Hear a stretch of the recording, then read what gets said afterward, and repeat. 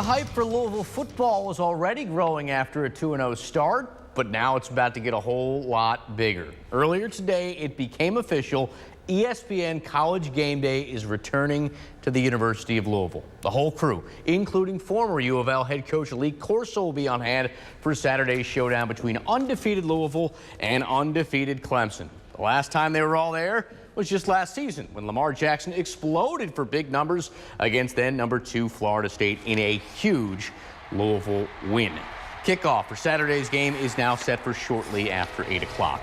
The Cardinals, of course, coming off yesterday's impressive win over UNC. Today they reap the benefits from that victory in the form of a jump in the latest AP poll. Louisville up 3 spots this week. They're now 14th in the country, but are ready to take another jump. Take a look at who is #3.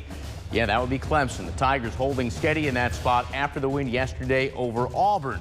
Bama still #1. They're followed by Oklahoma, who moved up 3 spots after yesterday's emotional win over Ohio State.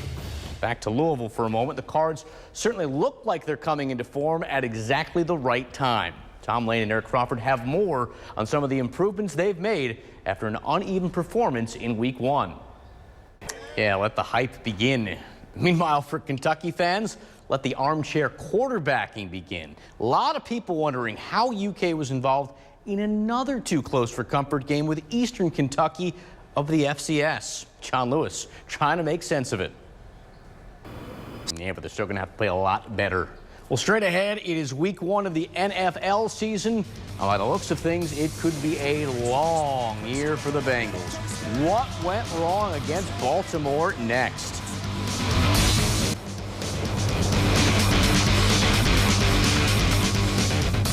If only there were do-overs in the NFL. If there were, the Cincinnati Bengals probably would use one for the season opener today against Baltimore. Pretty much nothing went right from the start. Very first drive of the game, Andy Dalton taken down. Ravens would later score on a field goal to go up 3-0. Next Cincy possession, Dalton. Now on the one hand, didn't get sacked. On the other, he got picked off. Then in the second, Dalton got picked off again. He finished the game with 4 interceptions, 0 touchdowns.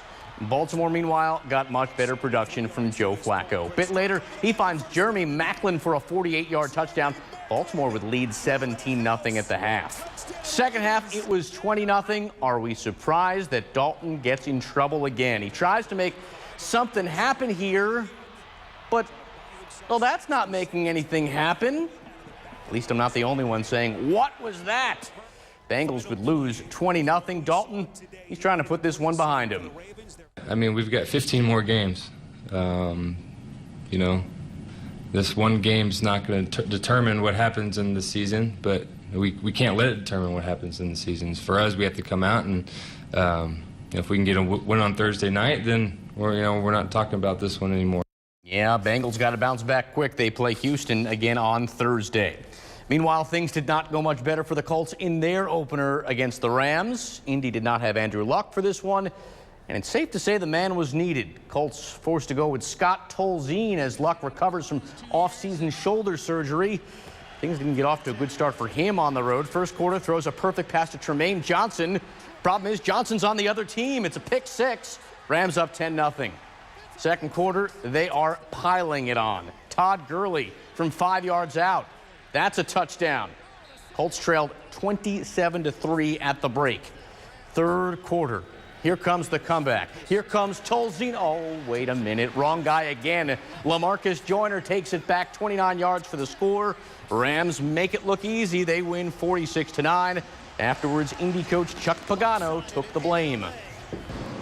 We were dominated in this football game in all 3 phases. Outcoached in this football game.